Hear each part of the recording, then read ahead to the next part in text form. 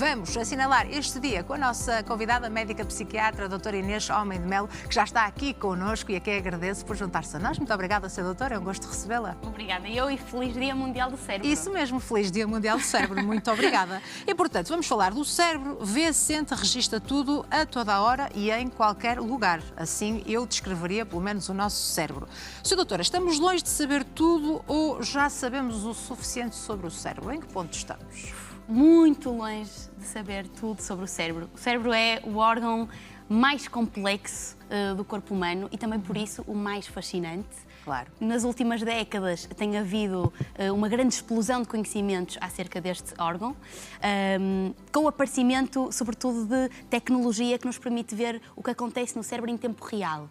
Inicialmente, as imagens permitiam-nos fazer fotografias do cérebro, ver o que está dentro da caixa craniana num instante. Hoje em dia já conseguimos fazer como filmes do cérebro. Por exemplo, pôr os sujeitos de estudo a fazer uma tarefa, por exemplo, a fazer uma conta de matemática e através de um exame chamado ressonância magnética funcional, nós podemos ver o que se está a passar em tempo real, como se fosse um filme. E estes são exemplos de tecnologias que nos permitem saber cada vez mais e mais acerca deste órgão que fascina a comunidade científica. Sem dúvida. E a investigação não para. Como é que funciona o cérebro e o que é que distingue o cérebro dos restantes órgãos do corpo humano? O cérebro é um órgão muito complexo, onde existem pequenas unidades que o constituem, que são os chamados neurónios, muito conhecidos. No nosso cérebro existem cerca de 86 mil milhões de neurónios, concentrados numa área relativamente pequena. O cérebro humano é, de todos os animais, o que consegue concentrar mais neurónios por unidade de área.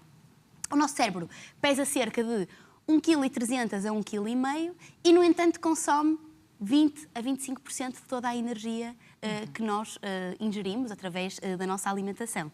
Isto para dizer o quê? Que é uma máquina de alto consumo. Claro. Tal é o fervilhar de coisas que acontecem lá dentro.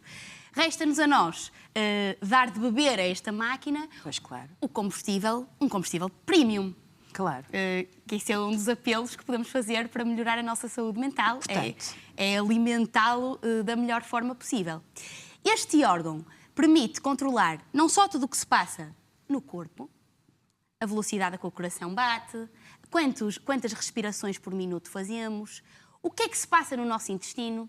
Há quem chame ao nosso intestino o segundo cérebro, porque o cérebro da cabeça fala com o cérebro do intestino e dá muitas instruções. Não é à toa que quando uma pessoa está apaixonada se diz ter borboletas na barriga. Portanto, atribuímos ao intestino nitidamente uma ideia que corresponde aos nossos sentimentos. Controla o corpo, mas controla as nossas emoções, sentir amor, sentir raiva, os nossos pensamentos, os nossos comportamentos, as nossas emoções, tudo no cérebro. E, finalmente, o que é que os nossos órgãos dos sentidos apreendem? Visão, cheiro, audição, toque, tudo isso concentrado num mesmo órgão. É justo dizer-se que o cérebro somos nós. A nossa identidade, a nossa personalidade, a nossa memória, a nossa essência emerge deste órgão. Por isso é com grande orgulho que posso dizer que sou médica também do cérebro, junto com outros colegas de outras especialidades. É justo também termos a responsabilidade de cuidarmos do nosso cérebro, da mesma forma que vamos muitas vezes para o ginásio e praticarmos exercício ao ar livre para cuidarmos do nosso corpo, também temos que cuidar do nosso cérebro, não é? Por estar na prevenção. Como é que fazemos isso? Uma das coisas que podemos fazer para prevenir as doenças do cérebro é justamente o que acabou de dizer, que é exercício físico. Na verdade, há uma máxima que me parece justa, que é: tudo o que é bom para o coração é também bom para o cérebro. Claro. Portanto, a prevenção da saúde do cérebro passa por alguns pilares em comum com a prevenção das doenças cardiovasculares, que são muito faladas também. Falo de quê? Exercício físico, uma dieta saudável. Claro. Dormir bem. Dormir bem é fundamental para a saúde do corpo inteiro. É durante a noite que há umas células, que são as chamadas as células da glia, que existem ao lado dos neurónios, que fazem uma espécie de uma limpeza dos detritos que se foram depositando ao longo do dia. Se a pessoa não dormir, não há milagres. E estes detritos vão ser limpos em menor quantidade. Se a pessoa dormir 3 horas, é melhor que 0. mas não é tempo suficiente. Portanto, esta acumulação de resíduos vai-se dar a uma maior velocidade. Outra coisa muito importante para o cérebro, também muito importante para o corpo todo, é a pessoa fazer os possíveis para consumir o mínimo de álcool e de drogas, onde se inclui, podemos incluir para este efeito também o tabaco. Claro.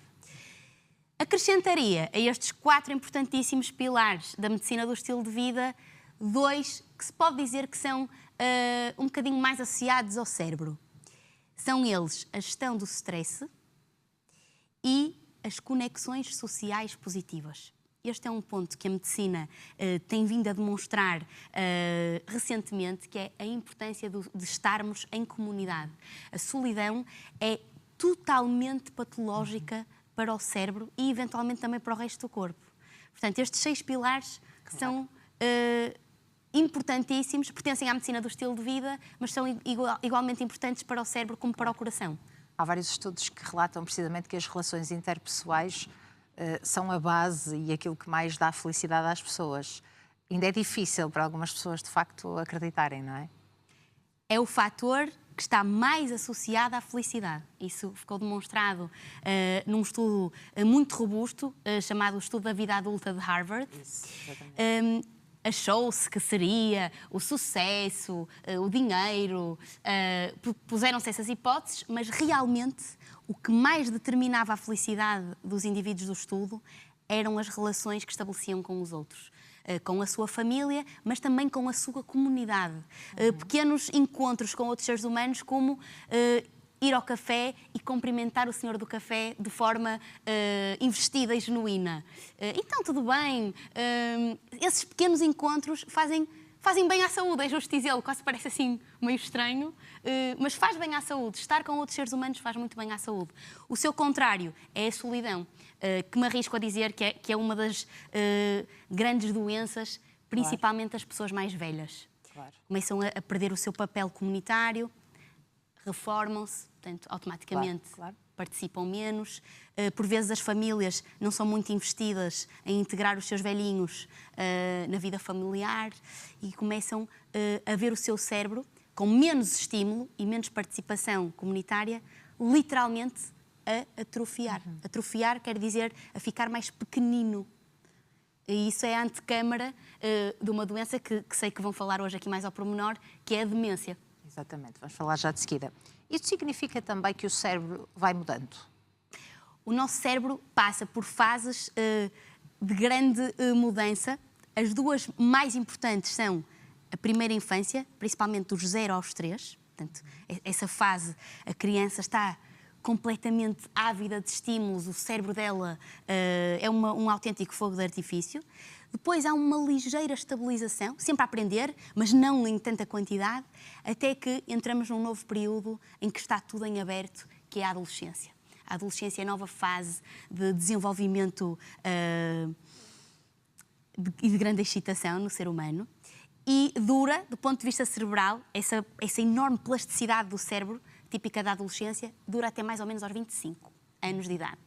A partir daí, vamos dizer que o cérebro está rígido e fechado, continua a ter a chamada neuroplasticidade. Este é um palavrão do mundo das neurociências que causa grande excitação na comunidade científica, porque realmente, mais ou menos até os anos 80, havia uma máxima que era o número de neurónios com que nascemos é o número de neurónios com que morremos. E começou-se a descobrir que isso não era assim, que é possível haver nascimento de novos neurónios e, sobretudo isto, que há neuroplasticidade, ou seja, se estes 2 neurónios estão ligados hoje, isto não significa que amanhã não se possam reorganizar em novas ligações. Exemplo, uma pessoa sofre de um AVC, fica ali com uma zona do seu cérebro disfuncional ou mesmo morta. O tecido cerebral à volta desta lesão pode-se reorganizar de tal forma que a função perdida seja retomada por zonas do cérebro adjacentes. Toda a gente já conheceu alguém que num pós-AVC perdeu a mobilidade ou ficou com muitas dificuldades na fala e que com o tempo retoma essa função. Outro exemplo importantíssimo da neuroplasticidade é aprender. Cada vez que nós aprendemos uma coisa, há uma ligação nova a formar-se no cérebro, um novo circuito. Portanto, ao longo de uma vida, nós estamos constantemente a modificar o nosso cérebro. O meu e o seu, no fim desta entrevista, serão diferentes idealmente, daquilo com que começámos aqui. Esse é um truque também para mantermos a saúde cerebral durante muitos e longos anos. Podemos dizer que é um músculo que também se trabalha, por exemplo? Trabalha-se sim, da mesma forma que separarmos o exercício físico, os nossos músculos vão definhando e ficamos mais frágeis. Pois o mesmo acontece com o cérebro, não é? Justamente, quanto mais aprendizagens fizermos, mais o cérebro vai ser resiliente a estas lesões que inevitavelmente todos iremos ter. Portanto, um segredo da longevidade é manter a pessoa muito ativa e a aprender. E atenção que aprender não é o mesmo que palavras cruzadas. Fazer palavras cruzadas é ir buscar a um banco de memórias que eu já tenho uma palavra que eu já conheço. Aprender é aprender uma língua estrangeira, andar num coro, tenho que me vestir, tenho que aprender o nome da pessoa que está ao meu lado, tenho que aprender a canção que vou cantar. Aulas de cerâmica é aprender. Estes são o tipo de coisas que, com a idade, é muito importante a pessoa introduzir na sua vida para continuar com um cérebro, com o que nós chamamos a reserva cognitiva. São ótimas sugestões, por exemplo, quando as pessoas se reformam, não é? Para não dar lugar então à solidão e para se manterem na comunidade e o cérebro em atividade. Portanto, é responsável também pelas emoções e algumas das doenças psiquiátricas mais comuns a nível mundial. E aí podemos falar da depressão, transtorno obsessivo-compulsivo, ansiedade, esquizofrenia, transtorno de personalidade borderline também. Quais são assim as doenças que têm conhecido mais agora, Sr. Doutor, ou que tem tratado mais? Então, enquanto psiquiatra, sim, a minha grande área de atuação são as doenças, as chamadas doenças mentais, onde se incluem todas aquelas que disse e que têm, felizmente, estado muito em cima da mesa desde a pandemia, mais ou menos. As mais faladas são justamente a depressão e a ansiedade, são as doenças psiquiátricas mais comuns, estatisticamente. Depois existem também as doenças mentais ditas mais graves, como a esquizofrenia, a doença bipolar, que requerem mais atenção e um tratamento mais assertivo, perturbação obsessivo-compulsiva, as dependências, durante muitos anos consideradas quase falhas morais, a pessoa está assim porque quer. Claro. Hoje sabemos que as dependências são formalmente doenças de psiquiatria, álcool, drogas, vício do jogo. Outra família de doenças que eu até trato bastante, que são as perturbações do neurodesenvolvimento, autismo, hiperatividade, déficit de atenção, dislexia também, tudo isso se inclui nos nossos capítulos. Mas esta procura é porque há de facto uma incidência maior ou também porque as pessoas estão mais atentas e procuram mais depressa um profissional de saúde? As duas coisas. Sem dúvida que há, felizmente, um maior awareness, uma maior consciencialização para as doenças de psiquiatria, por isso mesmo há uma maior procura de ajuda. Aqui é também importante a diminuição do estigma, que atrasa imenso a procura de cuidados, mas também se tem vindo a demonstrar que tem havido um aumento, principalmente das patologias de depressão e ansiedade. O estilo de vida que levamos hoje em dia é infinitamente mais estressante do que o dos nossos avós. Sim, claro. Existe uma coisa no nosso bolso que não contribui em nada para a saúde mental. E é não o telemóvel? Falo... Exatamente. É o telemóvel. Podia ser a falta de dinheiro. Que também deve ser, em alguns casos, não é? Que também é um importantíssimo determinante de saúde mental, mas falava do telemóvel. Sem dúvida. O mundo digital tomou a nossa vida de assalto e tem imensos riscos para a saúde mental. Certo. Portanto, eu também coloco a presença do digital como um fator de risco e uma explicação para o grande incremento destas patologias, a começar na adolescência. É uma idade em que nós não estamos preparados para estarmos constantemente em comparação com a vida perfeita dos outros, que a gente sabe que é uma versão altamente selecionada. E esse é logo um dos maiores riscos, não é? Essa comparação. É um grande risco, principalmente no sexo feminino. A ciência tem vindo a demonstrar isso cada vez mais, que as redes sociais têm esse efeito na adolescência. E outros fatores, aqui no nosso país, não podemos escapar à questão social, às dificuldades de habitação, de emprego, que são também importantes determinantes de saúde mental. Portanto, realmente há um aumento. Mas também há alguma dificuldade no acesso. Isso também é algo preocupante, Sra. Doutora? Muito. Porque aqui o diagnóstico precoce e o início de tratamento rápido também dificulta, não é? Muito. O nosso país tem um problema no acesso. O primeiro contacto com os cuidados de saúde mental deverá sempre ser mediado pelo médico de família. Nós sabemos que existe. E os tempos de espera são muito longos. Temos 17% dos portugueses sem médico de família. Portanto, essas pessoas automaticamente já têm o acesso mais dificultado. Quanto mais tempo a pessoa demorar a chegar aos cuidados de saúde mental, mais o cérebro vai sofrer. E é uma pena. Claro. Que a nossa ação não seja tão precoce como, por exemplo, se fala noutra área do cérebro, que é nos AVCs.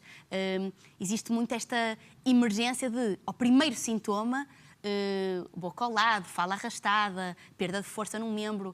Existe muito esta minimização ao máximo do tempo entre o primeiro sinal e nós dizemos tempo porta-agulha, que é quanto tempo é que a pessoa vai demorar a receber o medicamento que precisa. Na saúde mental, precisávamos de um tempo sintoma psiquiatra, digamos assim. Ou seja, a saúde mental ainda é o parente pobre. Ainda há um longo caminho a fazer, tem-se vindo a fazer, mas ainda é o parente pobre da parente saúde. Pobre, si, não é? a psiquiatria. Parente ultra pobre, psiquiatria da infância e adolescência. Sim, pois. Ainda me parece mais desfalcada, enquanto especialidade, do que a psiquiatria dos adultos. O estigma também tem vindo a diminuir. Ainda existe, mas tem vindo a diminuir. Tem vindo a diminuir. Eu posso dizer que sinto isso na minha prática. prática. Com orgulho. Eu sei que diz isso com muito orgulho. Não é? Sim, e também porque me sinto um bocadinho parte desse movimento. Claro, trazer a saúde mental para a rua, falar sobre isto de forma despreconceituosa e leve. Foi algo que me comecei a inspirar, diria até, nos mais jovens que me consultam. Noto na camada mais jovem este interesse de querer ser mais e melhor, de falar sobre estes temas com a cara lavada, não sei, acho que isso está a acontecer e tenho muita esperança que sejam os próprios doentes a exigir o acesso mais rápido, juntamente com alguns profissionais de saúde mental que se queiram juntar à causa, e eu estou disponível. Sem dúvida. É o reverso da moeda, aliás, também das redes sociais. Muitas vezes também vemos pessoas que estão, e jovens que estão a ser acompanhados por médicos psiquiatras, psicólogos também, a testemunharem e a dizerem tudo aquilo que estão a passar nas redes sociais, e isso também incentiva, não é, outras pessoas a procurarem ajuda. Mas a doutora Inês tem uma forma, de facto, de se apresentar na psiquiatria um bocadinho diferente. Diferente porquê? Porque é mais descontraída e isso leva também muitas pessoas a procurarem ajuda. Porque eu lembro uma vez, quando cá esteve, de nós termos muito esta ideia, como é apresentado muitas vezes nos filmes, não é? Da ideia do médico psiquiatra estar assim, num consultório, com o diva ali ao fundo, cara fechada, muitas vezes o senhor com os óculos na ponta do nariz, às vezes até de cachimbo a fumar, sim, não é? Exato. E o paciente está ali deitado só a debitar, então o que é que eu traz cá hoje? Não é? Ele debita e pronto, e acabou a consulta. E a doutora Inês faz isso de forma diferente. E hoje trouxe o seu cérebro, e atenção, não é só o cérebro, o órgão cérebro, trouxe uma forma de apresentação diferente para falar precisamente sobre este Dia Mundial do Cérebro. Trouxe. Aliás, quer fazer um apelo, não é? Sim, eu tenho uma personagem nas minhas redes que é o próprio cérebro, em que a pessoa pode conversar com o seu próprio cérebro, pode-lhe fazer pedidos. E hoje, eu, enquanto cérebro, vou-me caracterizar. Este é o meu gorro de cérebro. Vou fazer um apelo aos portugueses para que maximizem a saúde do órgão mais importante do corpo humano, que é o cérebro. Então, vamos ver. Vamos lá. E agora vamos ficar muito atentos. Olá, eu sou o cérebro. Estou sempre dentro de ti, mas nós nunca nos encontramos. Queria pedir-te que tomasses o melhor possível conta de mim para que eu possa tomar conta de ti. Para isso, investe nos 6 principais pilares da medicina do estilo de vida: sono, dieta, exercício físico, fumar e beber o menos possível, conexões sociais positivas e... Esqueci-me do 6º. Não faz mal, doutora Inês. Estou a precisar de tomar conta do meu cérebro. Foi espetacular. E eu aproveitei e tirei aqui uma fotografia também com o meu telemóvel, porque vou publicar também na minha página do Instagram para que cheguem ainda mais pessoas, não só aos telespectadores do consultório. Já sabe que aqui neste programa também tem sempre o nosso apoio, para esta divulgação importantíssima da saúde mental, da doença mental também. Temos que falar também de doença mental. Sim, é verdade. fundamental. Assinalamos este dia, falamos aqui da prevenção, deste estilo de vida saudável. Portanto, se vamos para o ginásio, se vamos correr, se vamos tratar do nosso corpo, também temos que tratar do nosso cérebro e temos de seguir, eu já sigo, não é? Mas vocês também têm de seguir a doutora Inês na página do Instagram. Qual é a sua página, doutora Inês? É só escrever o meu nome, Isso, Inês Homem de Mel. Inês Homem de Mel, porque tem lá publicações incríveis, quase diárias, não é? Podemos também dar lá umas sugestões, porque a agenda é muito ocupada. Vamos dando também umas sugestões de temas para publicar, temas também para explicar e, de facto, faz aqui uma abordagem espetacular da saúde mental. Agradeço imenso a sua presença no consultório. Muito obrigada. Muito obrigada. Se me permite, queria só deixar uma nota aos meus colegas de cérebro. Claro. Não posso deixar de mencionar que o cérebro é também tratado e muito bem pelos médicos de família, que são a primeira linha de atuação, pelos médicos neurologistas, pelos médicos neurocirurgiões, neuroradiologistas e pelos grandes parceiros de luta pela saúde mental, que são os psicólogos. E já de seguida vamos falar de carinho. O carinho também ajuda o nosso cérebro? Decididamente. O carinho é um ingrediente importantíssimo das tais conexões sociais de que falámos tanto neste programa. Muito obrigada. Foi um gosto recebê-la no consultório.